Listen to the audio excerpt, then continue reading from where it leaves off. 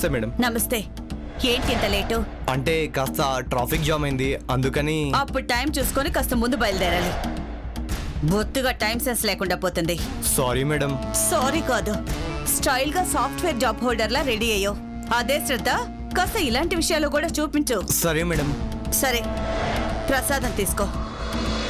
Thank you ma'am. Thanks నేను కదా చెప్పాలి.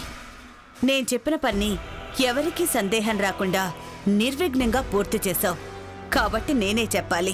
అందులో ఏముంది మేడం, మా వృత్తే అది. అలాగని ప్రతిసారి వర్కౌట్ అవుద్దనుకోకు. నేనంటే ఏదోలా మేనేజ్ చేయగలను. ఇలాంటి పనులు మానుకోండి. ఏదైనా మంచి బ్రతుకు తెరువు చూసుకో, సరేనా?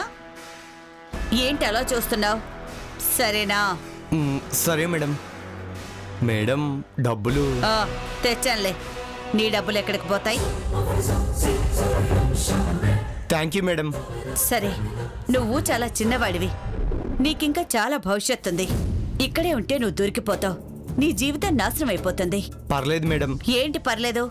పాపం మీ పెద్దవాళ్ళు నీ మీద ఎన్ని ఆశలు పెట్టుకొనుంటారు. ఊరు నాయనో, ఏంటి యాక్టింగ్? ఇదిగో నీకు కావాల్సిన పాస్పోర్ట్, ఫ్లైట్ టికెట్. ఎక్కడికి మేడం? మలేషియా. ఏ యూఎస్కే యూకేకే పంపించచ్చు కదా మేడం? మలేషియాలో అయితే జాబ్ ఆఫర్స్ ఎక్కువగా ఉన్నాయి, అందుకే అక్కడికి పంపిస్తున్నాను. అబ్బా, టికెట్ కాస్త ఎక్కువని ఏం కవర్ చేసావు తల్లి. మీరు సూపర్ మేడం.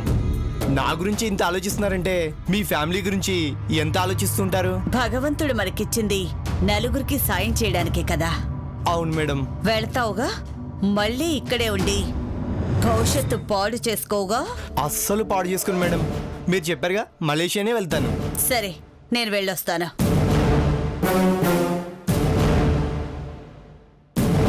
విద్యాధరి, ఇప్పుడు నేనే నెంబర్ 1. ఇక నన్ను ఎవ్వరూ ఓడించలేరు.